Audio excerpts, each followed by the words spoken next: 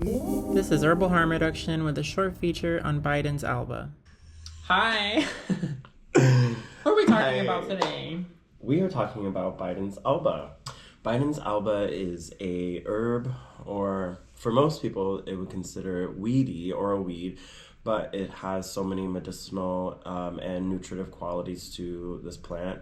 But for many of those that do see it as a weed, it grows in people's yards, side roads, wherever. She's pretty resilient. She'll grow pretty much almost anywhere. Wait, quick question. You said nutritive. What's nutritive? An herb or a fruit or veggie that has minerals, high mineral content, just overall just nutritive qualities to it that help to replenish, blood, replenish minerals that we don't get on the regular. So nutritive is the quality of improving nutrition. Yes, Biden's has a similar nutritional profile to kale. Yes.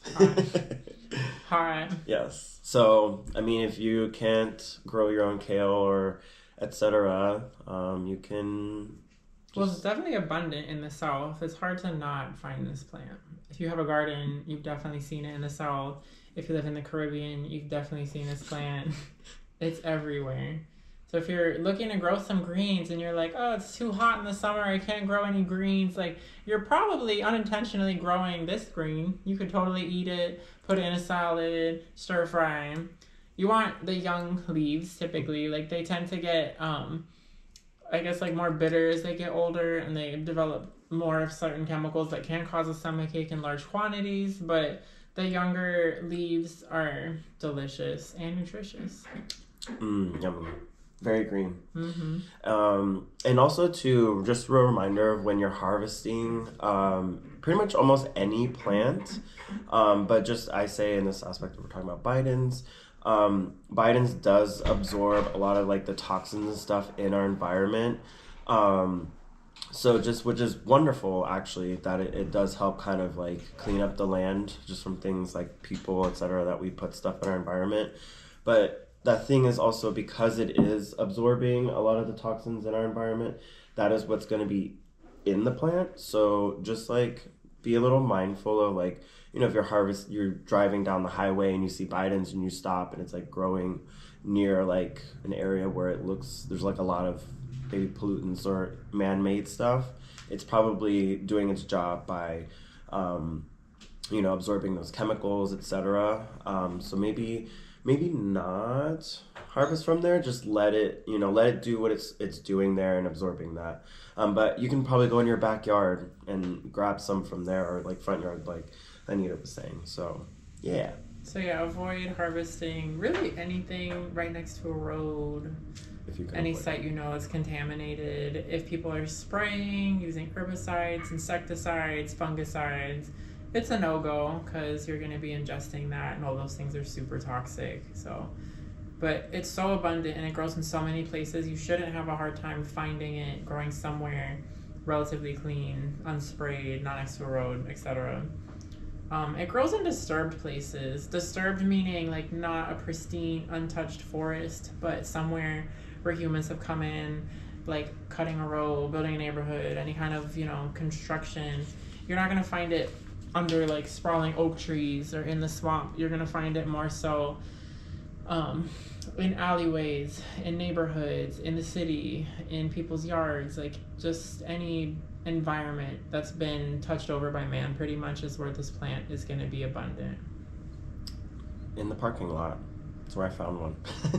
Yeah, literally growing through the cracks in the asphalt. It's an incredibly hardy herb, and it spreads. Yeah. And she'll go wherever. Anywhere it can go, it will. Put it that way. Yeah. She doesn't care. She'll find a way. Even after you harvest it, this little piece here, after being cut, the flowers will still have enough energy to pull from the leaves to develop into seeds. You can harvest it, it's covered in flowers, and then a few days later, it's covered in seeds, which I think is kind of amazing. Just the vitality of the plant continues after you've cut it to produce the seed. And those seeds get everywhere. You probably have had them stuck to your socks or shirt at some point in your life if you live in the South, and that's how she gets around. She'll hitch a ride and find herself somewhere else, start a new plant. Definitely. And it just takes one seed.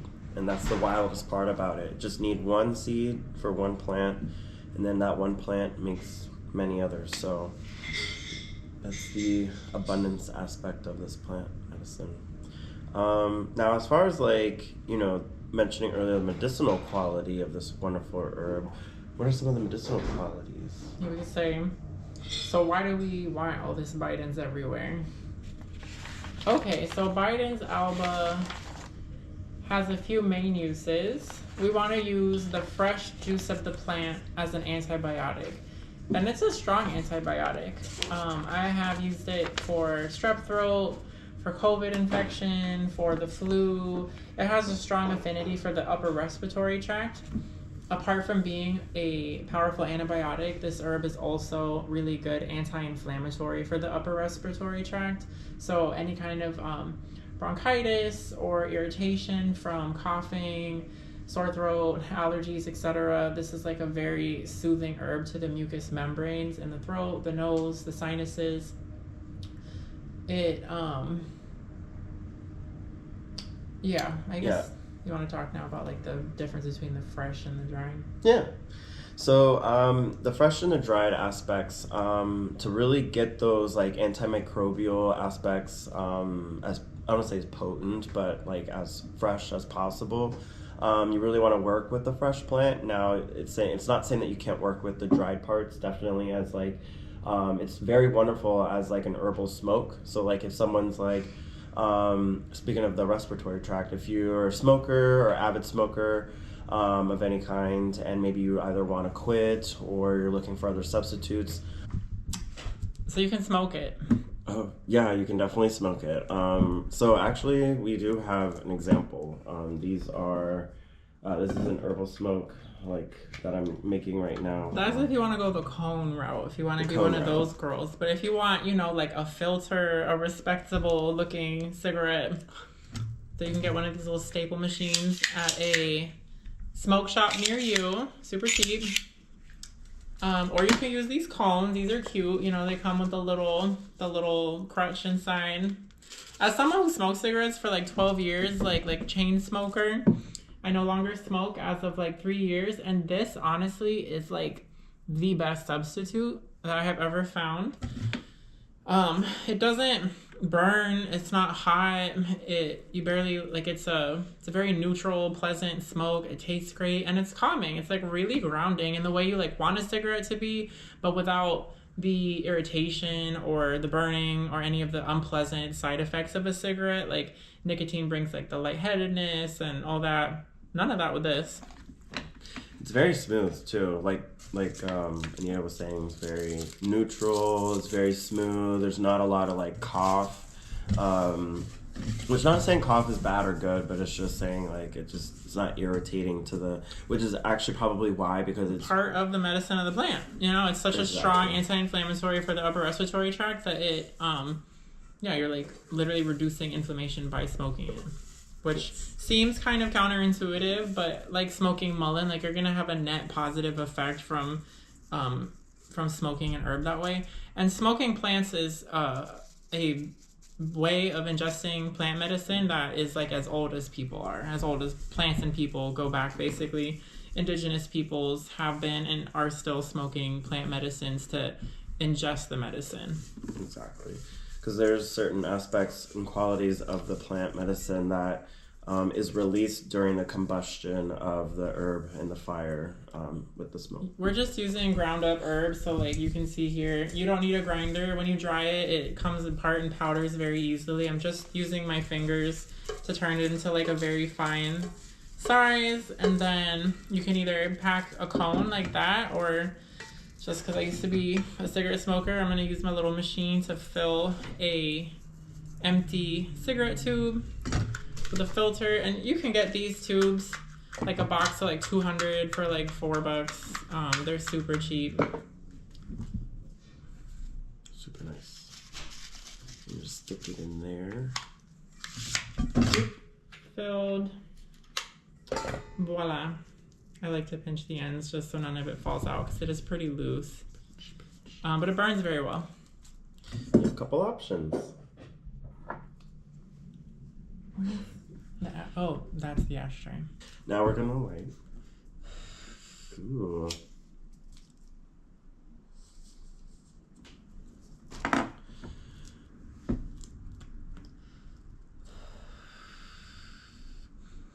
So if I was smoking a nicotine cigarette, a tobacco cigarette, I would be coughing my brains out right now because I smoked for so many years. My lungs are so over it. This doesn't bother me at all. It's nice. Yeah, very, very it doesn't smell bad either. Like, a lot of people don't like the smell of a cigarette. This is actually really pleasant. Yeah, and this is wonderful too because, like, literally, like I said, if you have some in, like, if you live like a wooded area or somewhere that doesn't have like if you're harvesting an area that doesn't have a lot of pollutants, or just your backyard that you don't spray or anything, you can harvest some yourself, dry it out, and then make your own herbal cigarettes. $3.99. $3.99. Exactly, girl.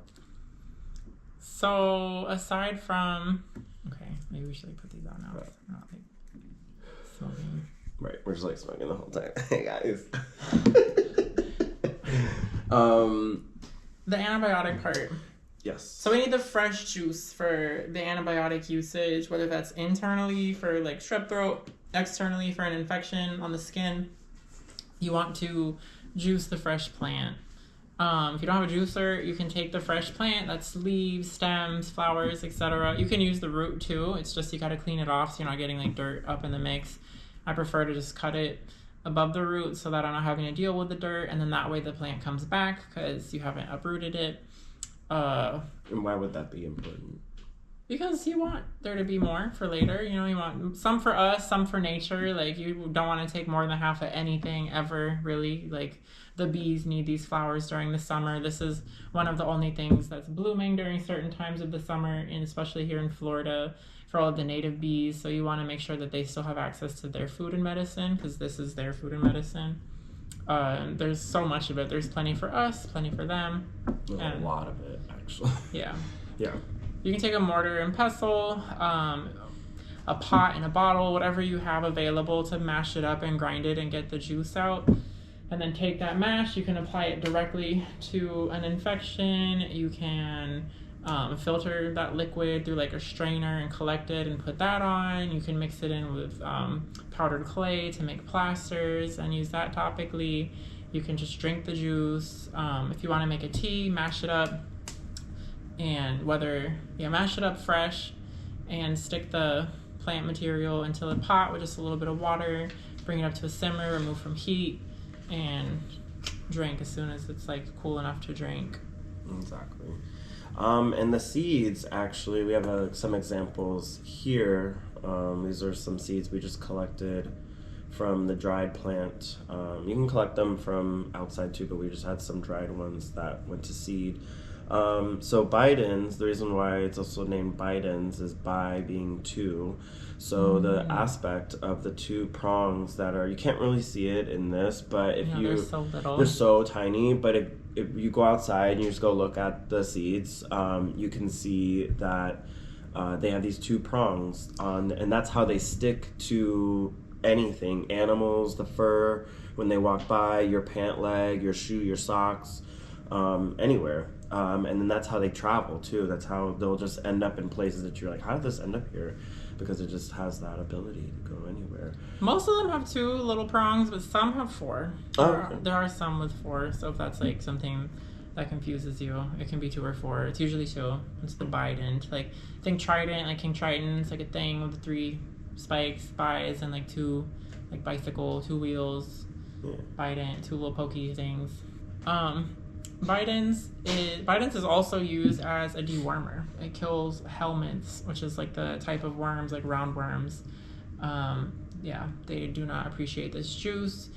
Deworming herbal medicine is not seen as important in the modern Western world because we're not eating, I guess because we don't live in as close contact with nature, so we're kind of like cut off from a lot of those parasites. But for people who live in the forest, for people who are in contact with the soil every day as part of their life, as we should be, it's really important to know all the plants in your area that remove parasites, because you're more likely to ingest and have some kind of like worm infestation. So things like this that are called vermifuges, which is like the fancy herbal term for like something that gets parasites out of your body, or anti-helminthic, which is specific to roundworms, meaning like it helps get rid of roundworms, is really important to know. So this is one of your allies for removing parasites from the body as well.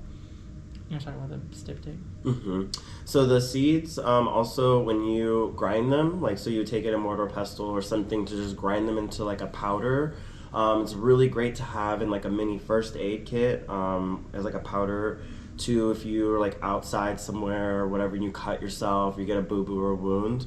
You can just sprinkle the powder on the area where where the wound is. If you're able to clean it first, do so, but then also like sprinkle the powder and pack it on the wound, and it will stop the bleeding immediately. So this would be a term which we know is called styptic. So it just pretty much like just stops the bleeding in the local area. Styptic, some people say coagulant. Coagulant, and then also coagulant if you're nasty. Nasty girls. So, and then also can be helping to ease pain as well. So this would be mild anesthetic property as well with the seeds. So not only can you stop the bleeding on the cut, but you can also help a little bit with the pain, which is nice. 2 for 1. A 2 for 1. So this is really good for like an herbal first aid kit when you're out and about. If you go on like nature hikes or you're somewhere where, or just in general, just to have it on the playground, whatever. It's good to have around. When you're studying herbal medicine, it's really good to think and keep in mind what part of the plant you're talking about. Because if we sat here and told you that Biden's Alba stopped bleeding, you'd think the whole plant would. Right. And that can be a problem. So it's good when you're like learning on your own, especially reading, and you're not getting the information fresh from somebody who has experience with the plant, to make sure you're learning what part of the plant and when it's harvested. There's so many factors, like when you harvest it, what part, etc. So you want to make sure you're dealing with the right part for the medicine that you're trying to use. Because if you use the flowers, you're not going to stop bleeding. It's important to know it's the seeds when they're ripe. Right. And that's a great example too, because what if you're like, oh, like, so this plant stops bleeding, but then you didn't know the plant part and you put the flower on it and it doesn't work or doesn't work as well. And then you're like, oh, this doesn't work at all, and then that kind of goes into plant medicine doesn't work, which it does. I think it's just the knowledge that it takes to, like you were saying, like, to understand which parts do what. Certain parts do certain things. Some parts of the whole plant is medicinal. It's nutritive, it's medicinal. It's just knowing like what parts do what. And can we talk more about the nutrition part? Yeah, we can definitely talk about that. So you said it was like as nutritive as kale. Yes. So the plant is as nutritive as kale, and I think the reason why it being because, like it was saying, like we were talking about earlier, that it absorbs, like in general, just absorbs. I think because it absorbs toxins and anything in the environment into the plant, we think that it also absorbs the minerals and etc. from the ground, from the soil, in the earth, and it holds. So it's like a storehouse of like minerals. So it's very rich in minerals, which, to be honest with you, if you live in the U.S. or pretty much anywhere, especially the U.S., our food and our markets, even though, yes, we go to our markets, we get our fresh greens and veggies, and yes, definitely it's very wonderful if you're able to get that. A lot of times, though, because of the soil, in those certain areas just lack nutrition, being it minerals, etc., that we're not really getting that in our day-to-day food. Where calorie rich, nutrient poor is kind of like the MO for the standard American diet. So things like this that help provide you with the mineral support are super important. And it's pretty clear that she's going to draw a lot out of the soil, because these root systems get really big. Yeah. If you've had to pull like a nice established plant out from your garden, you'll notice it has like a very extensive root system. And plants with big root systems just have more access to more levels of the soil. They're able to draw more nutrients in. So this is definitely a bioaccumulator, meaning it like takes all of the minerals from around it and, become part of the plant. Mm-hmm. So when we eat this, we're getting our mineral nutrition. Yes. Just like eating kale. And if you live in Florida and you have a garden or you've tried to grow kale, you know, you're not going to get kale growing in the summer, but you can definitely have access to this all summer long, keeping you fresh and healthy. Throw it in a salad, you know. Stir fry. A juice, a smoothie. Your eggs. Yeah. Whatever. A little wild green a day and keeps me away from the doctor, because Lord knows I'm not trying to go to the doctor. Right. As much as beneficial in some aspects as they are, you know, we try to prevent the opportunity to have to go, you know, especially if the main thing I feel like is trying to do preventative, you know, do what you can on your end to like minimize. Prevention is the best medicine, as they say. So Period. Nutritive medicine, I feel like it goes like overlooked a lot. People are more interested in plants with big dramatic actions, you know, like things that have a really immediate effect on the body. But a nutritive plant can't be overlooked because nutrition is the foundation for our health. So making sure that on a regular basis you're ingesting greens like this that are native to the area, that are wild, that are coming from places free from contamination, not near roads, etc., is integral to maintaining your health, because that's what our ancestors have been eating as the primary bulk of their diet for thousands of years, is plants just like this. Exactly. It takes a lot of work to go out and, you know, hunt the bison, the buffalo, the cow, the whatever the large game animal is, but it doesn't take a lot of work to go out and harvest copious amounts of greens like this. So people for millennia have been eating stuff like this as the bulk of their diet, and our bodies miss that. Our bodies need that. You know, we need the chemicals, the nutrients, and plants like this on a regular basis to help maintain our metabolism and stay in good health. And vitality, yeah.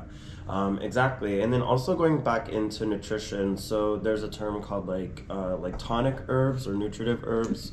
So we'll kind of go back into that, where tonic herbs or nutritive herbs are herbs that you can ingest or use on a daily basis, you know, just because it's just wonderful, and you can put it in, like I said, incorporate it into your food, into your diet, smoothies, things that you do on the regular, your meal preps, whatever you're doing, you know, because you can have them as much as you want, where there are also like specific herbs like echinacea, etc., where those herbs are more specific for like when you are like sick or unwell. Those are the times when you need it, which I feel like a lot of times, like I've noticed, people try to go to, or they think like, oh, like I can, you know, if I'm unwell, I'll just take some echinacea or whatever. Well, I mean, that's wonderful, and especially like if you're not well, if you have the flu or a cold right then and there, yes, please do so. But if you feel yourself getting sick, or if you're like just trying to prevent yourself from getting sick, echinacea is probably not the one to go to, where like our nutritive herbs are really wonderful to help support our body's like healing factors.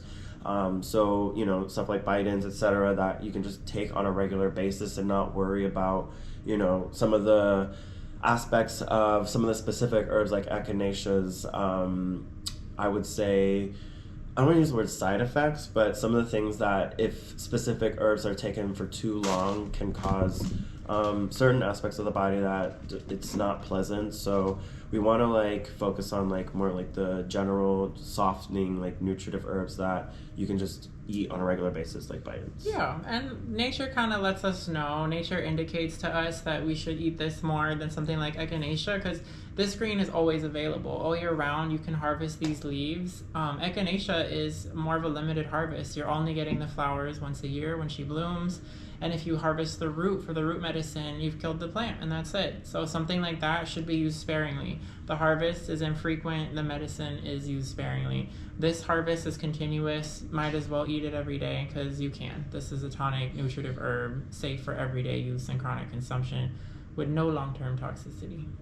Exactly. And going into that, actually, that was a perfect kind of going into a segue of the plants, how this herb grows all the time, all year round, pretty much all year round, you know, because it is such a great plant to work with all year round, where certain plants that are like echinacea are only around certain times and then die back.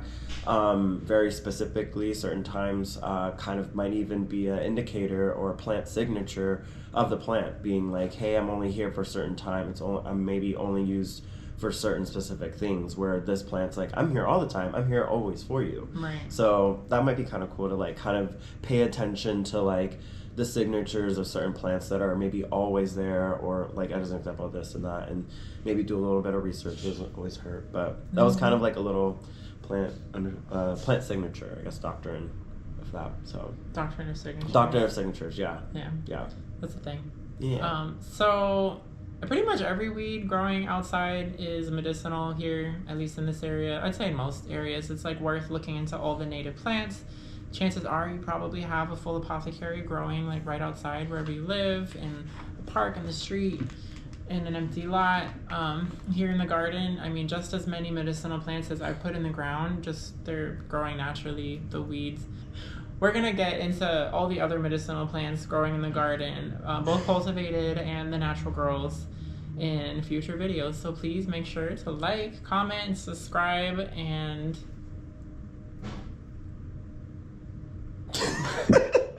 ADD, right? I don't know. Yeah.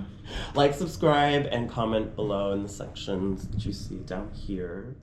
And we'll get into it in the future. Yeah, we'll get into it with the girls. Something like that. Something like that. Okay.